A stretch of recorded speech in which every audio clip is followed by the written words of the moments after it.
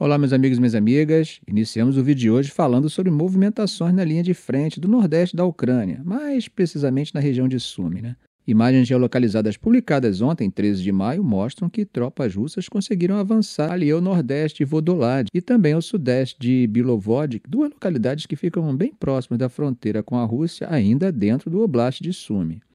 Segundo relatos, operadores de drones e elementos de artilharia de um destacamento conhecido como Anvar Spertinaz, que provavelmente é o voluntário Baras 25 Anvar, tem realizado ataques contra posições ucranianas tanto em Sumy quanto em Chernihiv, um pouco mais ao norte. Além disso, a 83ª Brigada Aerotransportada da VDV também está operando nas redondezas de Bilovod, e operadores de drones do 177º Regimento de Infantaria Naval Russo, ligado à Flotilha do Cáspio, estariam atacando posições ucranianas perto de Miropilha, também no nordeste de Sumy. Agora, mudando um pouco de área, vamos subir ali para o setor de Liman.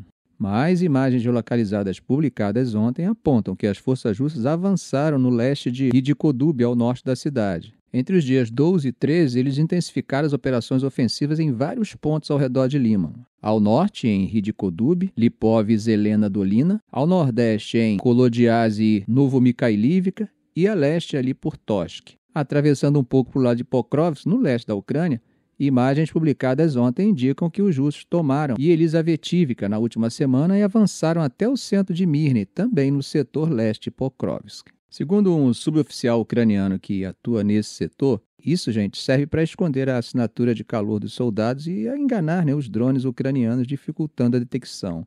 Descendo um pouco no mapa, para o sudeste da cidade de Velika Novozilka, imagens publicadas ontem também sugerem que os russos conseguiram capturar posições e avançaram recentemente ao norte e ao sul de Novozilka.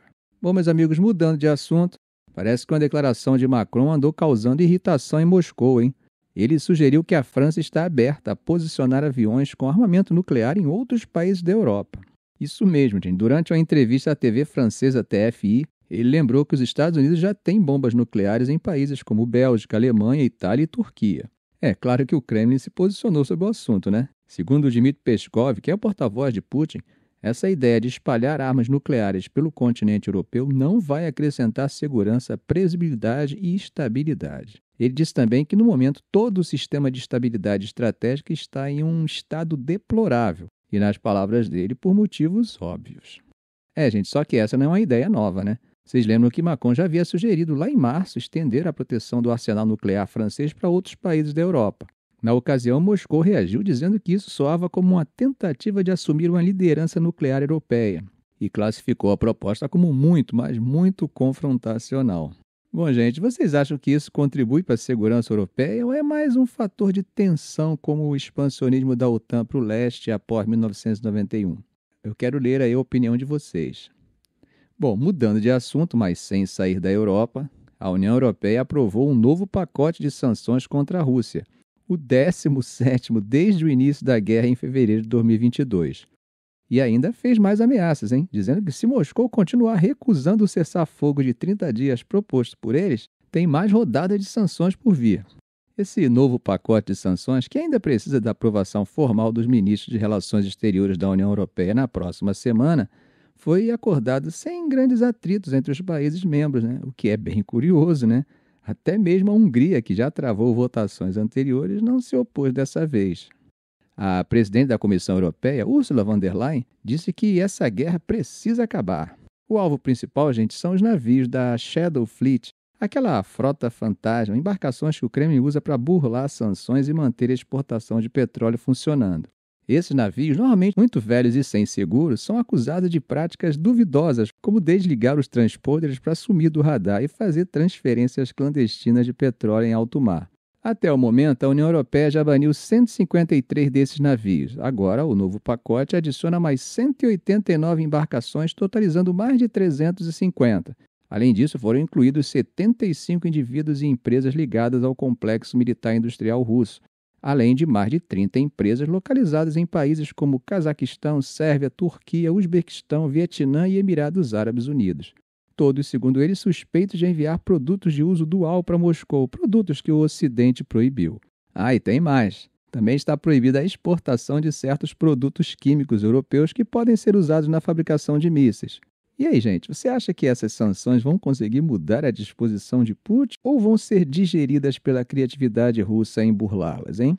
Bom, meus amigos, dando um pulinho na Ásia, vamos falar sobre a Índia, tá? Mas para quem pensa que a tensão territorial da Índia é apenas com o Paquistão, vamos falar de apenas uma das tensões indianas com a China, mais especificamente sobre Arunachal Pradesh. Então, hoje, quarta-feira, o governo indiano veio a público para rejeitar mais uma tentativa da China de renomear lugares dentro do estado de Arunachal Pradesh, no nordeste da Índia.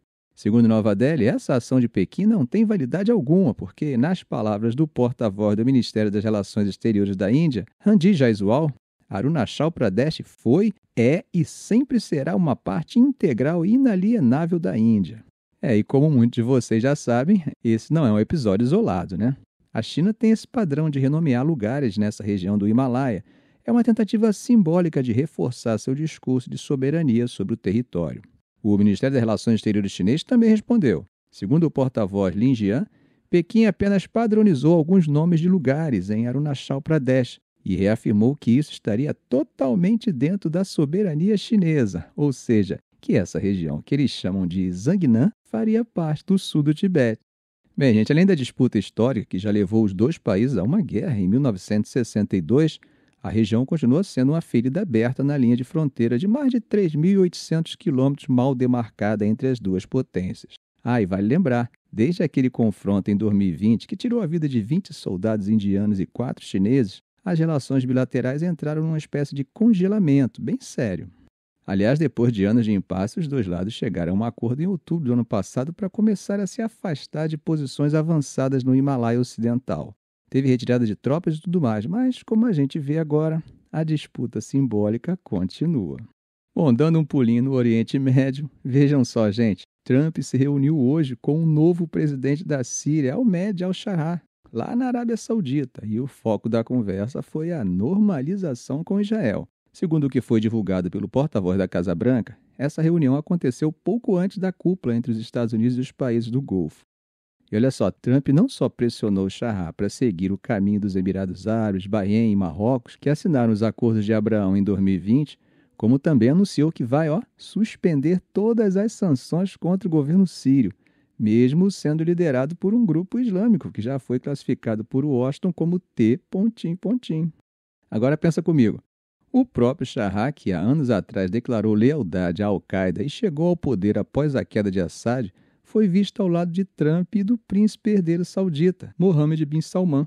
Tudo isso, gente, registrado pela TV estatal saudita com direito a fotos de aperto de mão.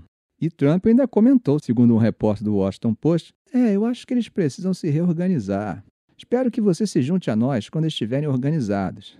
E, gente, vamos lembrar, mesmo com a resistência dentro do próprio governo americano por causa do passado de Shara com a Al-Qaeda, Trump insistiu que vai suspender as sanções.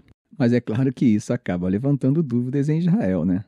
Como vocês já devem imaginar, essa aproximação entre Estados Unidos e Síria, somada às negociações nucleares com o Irã, outro rival declarado, acabou deixando Netanyahu e seus aliados bem isolados nas conversas com Washington, né?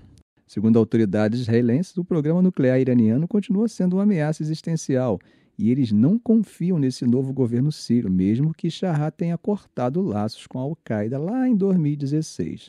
Trump garantiu à imprensa que a sua aproximação com os países do Oriente Médio é muito boa para Israel e disse que Shara é um cara jovem, simpático, com um passado forte e que a reunião foi ótima, dizendo que Shara tem uma chance real de manter tudo sob controle. A suspensão das sanções contra a Síria não é só um gesto simbólico, tá? Isso acaba representando um impulso direto para o governo de Shara, que ainda está tentando consolidar o controle do país depois de derrubar o Assad em dezembro. E esse movimento dos Estados Unidos abre caminho para coisas como a presença de organizações humanitárias, retomada de investimentos externos e até o retorno da Síria ao sistema financeiro global, do qual ela estava praticamente excluída, né? Segundo o ministro das Relações Exteriores da Arábia Saudita, o príncipe Faisal bin Farhan Al Saud, há muitas oportunidades de investimento na Síria e Riad vai apoiar a recuperação econômica do país. Então vocês já perceberam o que está acontecendo, né? A Arábia Saudita, que até pouco tempo era firme contra o governo sírio, agora começa a mudar o discurso e com o apoio direto de Washington.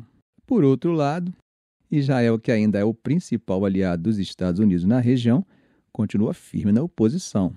O governo israelense não só é contra o fim das sanções, como tem aumentado os ataques aéreos na Síria desde que Assad foi derrubado. O argumento deles é claro, não vão aceitar a presença de grupos islâmicos no sul da Síria. E, para piorar, a situação por lá continua muito instável, né? Vocês devem lembrar que, em março, forças leais ao antigo regime do Assad entraram em confronto com os novos militares do governo de Sarraj. E isso levou a uma série de ataques que, como comentamos aqui no canal, atingiram civis da minoria alauíta, que foram mortos por grupos islâmicos armados. O chanceler sírio comentou nesta quarta-feira que a conversa entre Trump e Sarraj também tratou do combate ao T... e da cooperação para eliminar a influência de milícias armadas, incluindo o EI, né? Esse encontro, gente, segundo ele, será seguido por uma reunião entre o chanceler sírio e o secretário de Estado dos Estados Unidos, Marco Rubio. Agora, mudando um pouco de foco, vamos falar de negócios, porque essa visita do Trump à região não ficou só na política não, tá?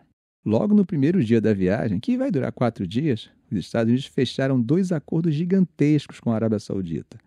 O primeiro foi um compromisso de 600 bilhões em investimentos sauditas nos Estados Unidos. E o segundo, um acordo de 142 bilhões em vendas de armas americanas para o reino. Depois do encontro, Trump seguiu para Doha, capital do Catar. O mesmo Catar que, em 2017, não sei se vocês lembram, ele ajudou a isolar, apoiando aquele embargo econômico e diplomático imposto por Arábia Saudita, Emirados Árabes, Bahrein e Egito. Na época, esses países acusavam o Catar de apoiar o T...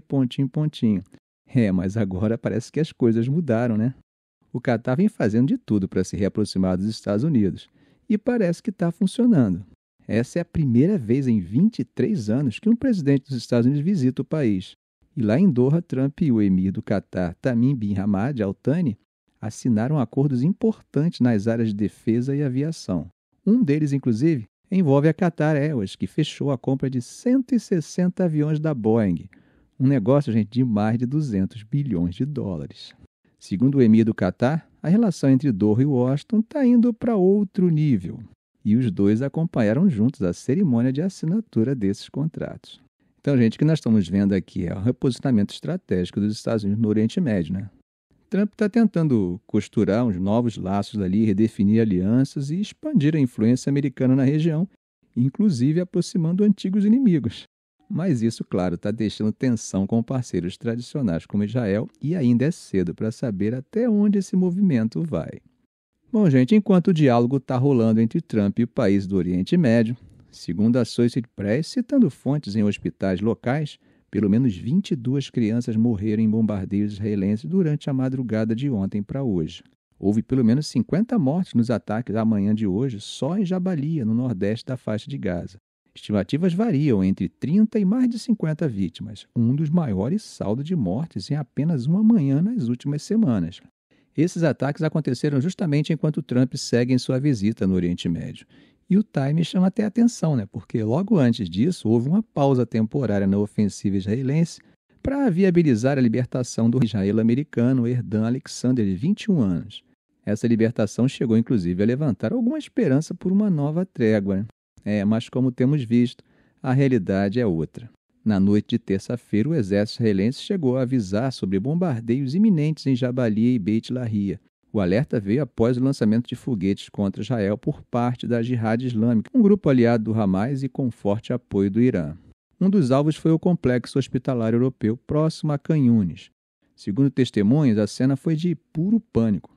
Pessoas correndo de um lado para outro, inclusive feridos, pacientes com muletas e até gente sendo arrastada em camas. Quem contou isso foi o fotojornalista local Amro Tabash. Ele descreveu a situação como um verdadeiro caos. Bom, a mídia israelense afirmou que o alvo... Agora, gente, a mídia israelense disse que o alvo desse ataque era Mohamed Sinwar, irmão de Yahya Sinwar, o ex-líder do Hamas que foi morto por Israel em outubro do ano passado. De acordo com os militares israelenses, havia um centro de comando do Hamas embaixo do hospital. Mas o Hamas, como tem feito várias vezes, nega que use hospitais e outras estruturas civis como cobertura militar, né? Outro ataque também atingiu o hospital Nasser. Nesse caso, Israel afirmou que eliminou militantes importantes do Hamas, entre eles o jornalista palestino Hassan Hazli. Vale lembrar que, segundo o exército israelense, Asli teria participado dos ataques de 7 de outubro, divulgando imagens de saques, incêndios e assassinatos durante a incursão. Agora, gente, sobre o cerco imposto a Gaza, vale dizer que já são mais de 10 semanas sem fornecimento de alimentos, remédios, combustível, nem mesmo abrigo. Organismos de segurança alimentar alertaram que a região vive um risco crítico de fome. Netanyahu disse que a libertação de Alexander foi por causa da pressão militar de Israel e da pressão política de Trump. Mas o Hamas disse que não, tá? Eles afirmaram que eles têm mantido conversas diretas com Washington sobre um possível cessar-fogo.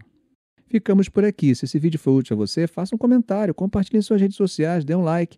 E é claro, se ainda não for inscrito, inscreva-se no canal e ative o sininho para não perder os próximos vídeos. Ok, gente? Um grande abraço do professor Arão Alves.